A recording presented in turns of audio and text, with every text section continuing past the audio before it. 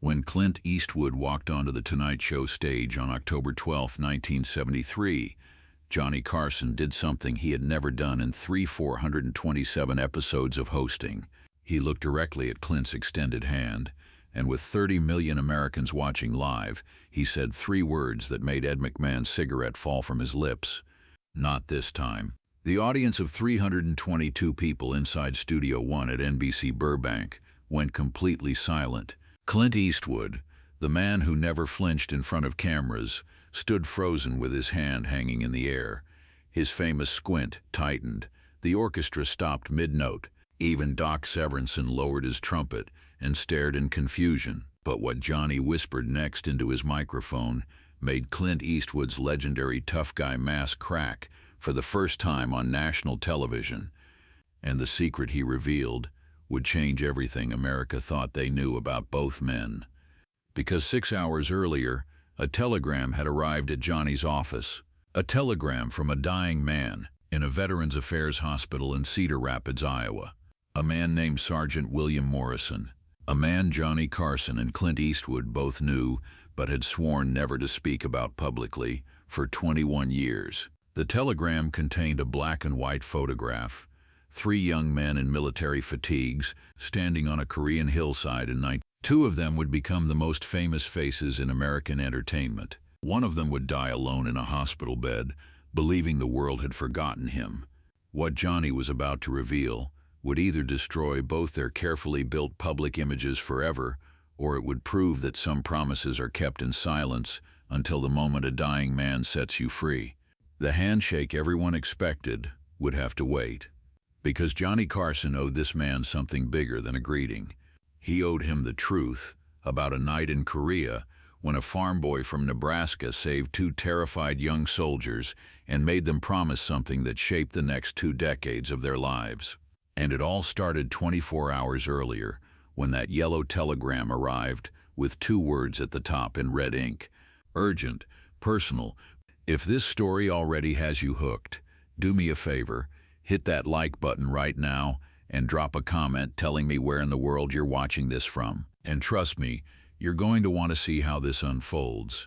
Let's go. October 11th, 1973, 2:17 in the afternoon.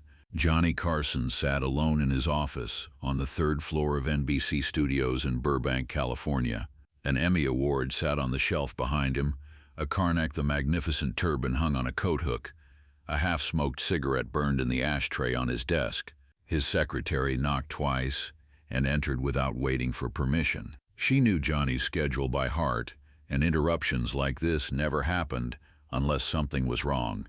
"This just came by courier, Mr. Carson," she said quietly, handing him a Western Union telegram. "It's marked urgent." Johnny looked at the yellow paper, the red urgent stamp across the top, the Iowa postmark. His hand started shaking before he even opened it. The first line hit him like a punch to the stomach. "Johnny, it's Dutch Morrison. I'm dying. Stage 4 lung cancer. VA Hospital, Cedar Rapids. Doctors say 2 weeks maximum, maybe less." Johnny's cigarette slipped from his fingers and landed on the desk, still burning. He didn't notice. He kept reading. "Clint Eastwood is booked on your show tomorrow, October 12th. Before you shake his hand, there's something America needs to know about Korea, about what really happened on Hill 418, about the promise we 3 made. I'm releasing you both from your oath. Tell them the truth. They need to know we existed. Tell them the forgotten soldiers mattered. Dutch." Johnny stood up so fast, his chair rolled backward and hit the wall. For 11 years, he had hosted The Tonight Show. For 11 years, he had perfected the image of the charming, funny, safe Midwestern guy who made America laugh before bed. He never talked about Korea. NBC executives had made it clear, "Keep it light, Johnny. America doesn't want heavy." But Dutch Morrison was dying, and Dutch was releasing him from a 21-year promise of silence. Johnny walked to his desk and unlocked the bottom drawer. Inside was a small metal box he'd kept since 1954. He hadn't opened it in years, but he'd never thrown it away either. His hands trembled as he lifted the lid. A Purple Heart medal, not his. It belonged to Sergeant William Morrison, A faded photograph. Three young men in combat fatigues, arms around each other's shoulders, forcing smiles for a camera in Seoul, South Korea. December 1951. Johnny was 26, Clint was 21, Dutch was 28, and a set of dog tags stamped with the name Morrison, William J. The dog tags Dutch had pressed into Johnny's hand in a military hospital in March 1952 with a single instruction: hold these for me until I ask for them back. Dutch never asked for them back. He just kept serving. 3 tours in Korea, 2 in Vietnam, 23 years total. He retired in 1968 and disappeared into a small town in Iowa. Never married, never sought attention, never told his story. Johnny picked up his office phone and dialed the operator. "Get me Clint Eastwood's agent in Los Angeles. Tell him it's Johnny Carson and it's an emergency." 20 minutes later, Johnny hung up the phone. Clint had received the same telegram, the same release from their promise, and Clint had said the exact same thing Johnny was thinking. "It's time. Dutch earned this." Johnny rewrote the opening of tomorrow's show. He told his producers there would be a format change. They wouldn't understand until it happened. And he slipped Dutch's Purple Heart into his jacket pocket for the first time since night. What Johnny didn't know was that Clint Eastwood was doing the exact same thing 347 miles south in Carmel, California. And what neither of them knew was that Dutch Morrison's telegram contained one more secret. A secret that wouldn't be revealed until the cameras were rolling live. October 12, 1973, 4:30 in the afternoon, NBC Studios, Burbank. The Tonight Show was always taped at 5:30 p.m. for broadcast at 11:30 that same night. Johnny Carson arrived early. He always did. But today, his dressing room door stayed closed. Clint Eastwood arrived at 4:45 p.m., 90 minutes before his scheduled segment. For a man famous for being exactly on time and nothing more, this was unusual. The stage manager noticed. The makeup artist noticed. Ed McMahon definitely noticed. Ed knocked on Johnny's dressing room door. "Johnny, you all right in there? You've been locked in for an hour." Johnny's voice came through the door. "I'm fine, Ed. Just trust me tonight. Something's going to happen, and I need you to roll with it." Ed frowned. In 11 years of working together, Johnny had never sounded like this. "What's going on?" "You'll understand when it happens." In the green room, Clint Eastwood sat alone in a leather chair, turning something over and over in his hands. A stagehand walked past and glanced at what Clint was holding. A silver compass. Old military issue, the kind soldiers carried in Korea. The stagehand had never seen Clint Eastwood look nervous before, but the man's jaw was clenched and his eyes kept darting to the monitor showing the empty stage. At 5:15 p.m., Johnny walked past the green room. The door was open. Clint looked up. Their eyes met. No words, just a single nod. A nod that said, "Tonight we break 21 years of silence." The show began at 5:30 p.m. Exactly. Johnny's monologue was fine. Jokes about Watergate, about gas prices, about the World Series. The audience laughed. But Ed McMahon noticed. Johnny kept glancing at his jacket pocket, kept touching something inside it. The first guest was singer Helen Reddy. She performed Delta Dawn. Johnny barely listened. During the commercial break, he leaned over to the show's producer. "When Clint comes out, don't cut to commercial no matter what happens. I don't care if we run over. You keep those cameras rolling." The producer started to ask why, but Johnny's expression stopped him. "Just do it." Ed leaned in close. "Johnny, you're sweating. You never sweat." Johnny looked at his co-host and oldest friend. "Ed, in about 4 minutes you're going to learn something about me I've never told you, and I'm sorry it took this long." At 6:02 p.m., Ed McMahon's voice boomed across the studio. "Ladies and gentlemen, you know him as the man with no name, the star of the Dirty Harry films, one of the biggest box office draws in the world. Please welcome Clint Eastwood." The audience erupted into applause. Doc Severinsen's band launched into the theme from The Good, the Bad, and the Ugly. Clint walked out from behind the curtain, moving with that slow, confident walk that had made him a legend. But something was different.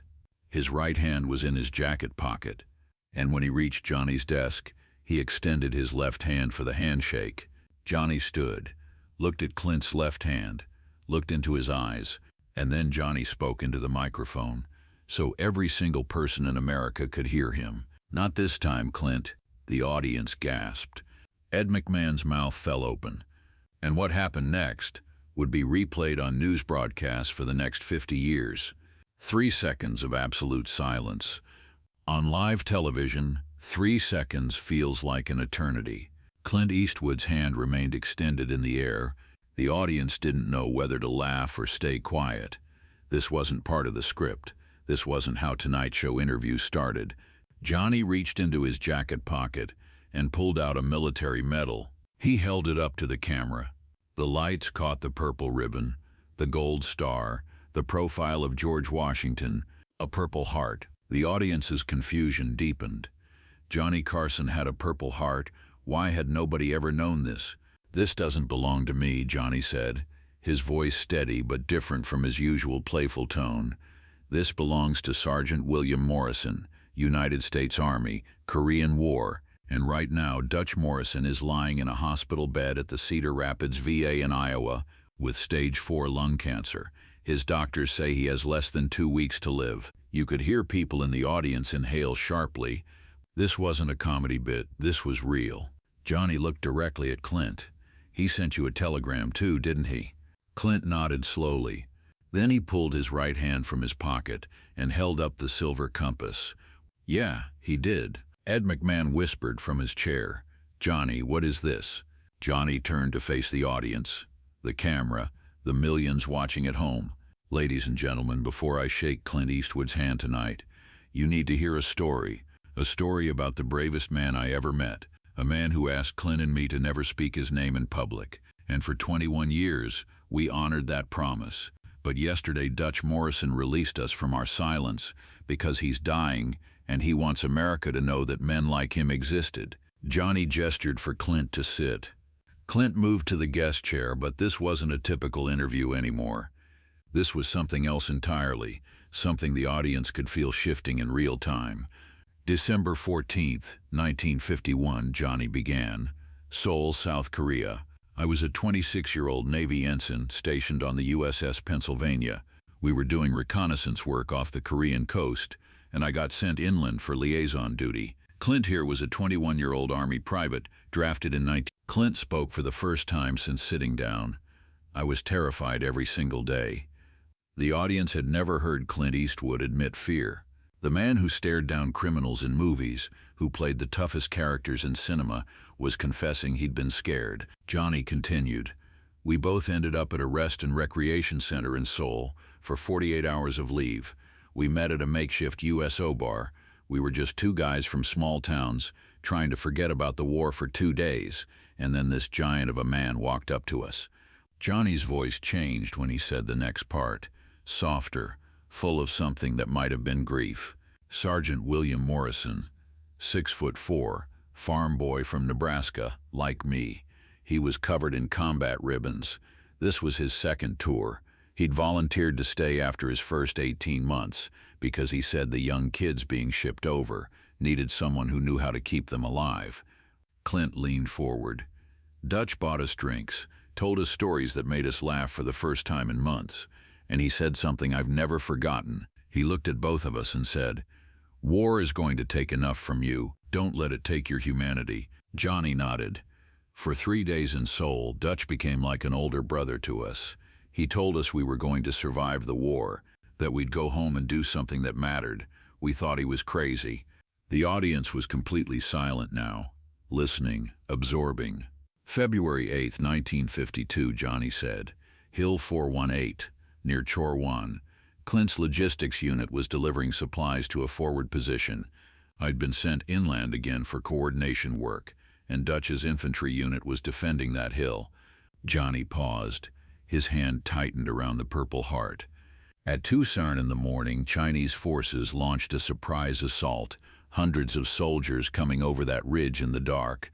I was in a command bunker watching it happen, and Clint was trapped in a supply depot 200 yards away with no cover. Clint's voice was quiet. "I thought I was dead. Dutch's unit got the order to fall back," Johnny continued. "The hill was lost. But Dutch saw Clint pinned down, and he saw me trying to figure out how to reach him. So Dutch disobeyed a direct order. He ran into the open, into enemy fire. He reached Clint first, dragged him toward the bunker. I ran out to help, even though I was Navy and had no business being in ground combat." Johnny looked at Clint. Clint looked back. Both men's eyes were wet. "We made it to the bunker," Johnny said, "all three of us, but we were trapped with 47 other soldiers, surrounded. Dutch took command because he was the highest-ranking NCO still alive, and for 6 hours he held that position. He personally manned a machine gun, took 3 bullets, shoulder, leg, abdomen, but he didn't stop until reinforcements arrived at dawn." The audience was openly crying now, so was Ed McMahon. "When the medics got to Dutch, he was lying in his own blood," Johnny said. "And he looked up at me and Clint and said, 'You two are going to make it. You're going to do something that matters. Promise me you'll make it count.'" Clint spoke through tears. "We promised. Right there on that hill. We swore to him we'd make our lives count." "Dutch survived," Johnny continued. "He got a Silver Star and this Purple Heart. But a month later, when he was recovering in a Seoul hospital, he made us promise something else." Johnny pulled the telegram from his pocket and read aloud. He said, "Don't tell anyone about Hill 418. If you become famous someday, don't make me part of your story. I don't want the spotlight. I want to stay in the field and keep doing my job. The minute my name gets in the papers, they'll pull me out of combat. And there are 18-year-old kids over here who need someone who knows how to keep them alive." The weight of those words settled over the studio like a blanket. Clint added, "So we promised." We shook his hand and swore we'd never speak his name publicly. Johnny held up the Purple Heart. "Dutch gave me this medal and told me to hold it until he asked for it back." Johnny's voice cracked. He never asked. He just kept serving. 3 tours in Korea, 2 tours in Vietnam. He retired in 1968 with 23 years of service. Never married, never sought recognition, never told his story. Johnny looked directly into the camera. "For 21 years, Clint and I both became successful. We made money, we won awards, we got famous. And every single day, we knew it was because a farm boy from Nebraska bled on a frozen hill for 2 kids who didn't matter to anyone." Clint pulled out his own telegram. "Yesterday, Dutch released us. He wrote, 'I'm dying, tell America the truth. Tell them the forgotten soldiers mattered.'" And then Johnny said the words that would change everything. "Dutch didn't just release us from silence. He gave us one more mission, and we're going to complete it right now. Live on television." Johnny stood up from behind his desk. Clint stood up from the guest chair. They faced each other in front of 30 million viewers, 2 of the most famous men in America, standing like soldiers about to receive orders. "Dutch Morrison's telegram had 3 requests," Johnny said, his voice strong now, filled with purpose. 3 final missions for the 2 soldiers he saved 21 years ago. Johnny read from the telegram. "First, Johnny, use your platform to tell Korean War stories. Interview veterans, make them visible. We're called the Forgotten War, and our soldiers are dying thinking nobody remembers." The audience began to understand. This wasn't just a story. This was a call to action. "Second," Johnny continued, "Clint, you make movies about tough guys. Make one about Korea. Show what it was really like. Show the 18-year-old kids who froze in foxholes and came home to nothing." Clint spoke directly to the camera. "I give you my word, Dutch, that film gets made." "And third," Johnny said, his voice rising, "both of you establish something permanent, a fund, a foundation, something that lives longer than all 3 of us, something that takes care of the Korean War veterans who came home broken and forgotten." Johnny looked at Clint. Clint nodded. And then Johnny did something unprecedented in television history. He looked directly at the camera and said, "We're announcing it right now. The Dutch Morrison Veterans Fund. Clint and I are each pledging $50,000 as seed money. The mission is simple: support Korean War veterans with medical care, mental health services, and family assistance. The studio audience erupted into applause, but Johnny held up his hand. "We're not done. We're going to do something else we've never done on The Tonight Show." Johnny turned to his producer off camera. "Get me the VA hospital in Cedar Rapids, Iowa. Get me Sergeant Morrison's room. Right now." The audience gasped. Was this really happening? Was Johnny Carson about to call a dying veteran live on national television? For 90 seconds, America watched in silence as the call connected. Doc Severinsen played soft music. The phone rang through the studio speakers.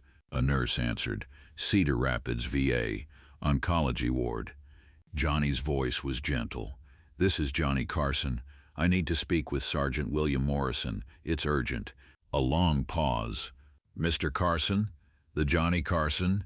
"Yes, ma'am, please. It's important." Another 30 seconds of waiting. Then a weak, raspy voice came through the speakers. "Johnny?" The sound of Dutch Morrison's voice broke something in the studio. People were openly sobbing.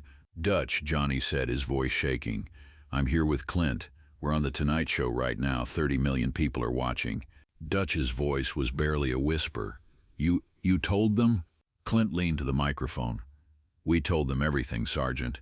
Hill 418, the promise, all of it." There was a long silence, then the sound of Dutch Morrison crying. Not sad crying, something else, relief maybe, or gratitude. "You didn't have to do this," Dutch whispered. Johnny's response was firm.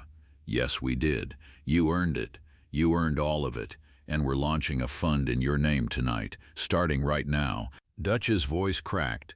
I didn't want to die forgotten. I didn't want all of us to be forgotten." Clint spoke next, and his voice carried the weight of 21 years. "You will never be forgotten, Dutch. We promise you that.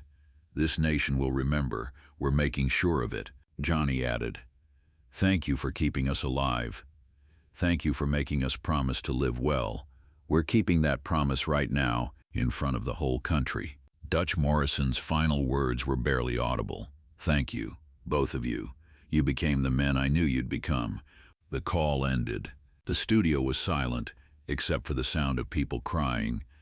Johnny and Clint stood facing each other. And this time, when Clint extended his hand, Johnny grasped it. Not a Hollywood handshake. A military grip, forearm to forearm. The kind of handshake soldiers give each other when words aren't enough. They held that grip for 10 full seconds while the camera zoomed in. Both men had tears running down their faces, and America watched as two legends honored a hero whose name they'd never heard until that night. The Tonight Show episode aired at 11:30 p.m. Eastern Time on October 12th night. By midnight, NBC's switchboard was overwhelmed. The phone lines couldn't handle the volume of calls. By 6:00 a.m. the next morning, every major news network in America was running the story. Johnny Carson's secret war hero, the handshake that revealed a 21-year promise. Forgotten war veteran gets national recognition. The Dutch Morrison Veterans Fund received $47,000 in donations within the first 24 hours. The phone number Johnny had put on screen was flooded with calls from Korean War veterans who wanted to share their stories, from families who wanted to donate, from Americans who hadn't thought about Korea in decades. VA hospitals across the country reported something unexpected. Thousands of visitors showing up, asking about Korean War veterans. Families having conversations they'd never had before. Sons asking fathers about service they'd never discussed. Grandchildren learning about wars they'd never studied in school. In Cedar Rapids, Iowa, the nurses at the VA hospital told reporters that Dutch Morrison had watched the broadcast from his bed, that he'd cried for an hour afterward, that he kept saying, "They did it, they really did it." 2 days after the broadcast, on October 14th, Johnny Carson and Clint Eastwood both flew to Cedar Rapids. They brought a camera crew, with Dutch's permission, for 3 days. They interviewed him. 8 hours of footage. Dutch told his full story for the first time, his childhood on a Nebraska farm, enlisting at 18, 3 tours in Korea, saving 23 American lives over 4 years of combat, 2 tours in Vietnam. Why he never married. Why he kept serving.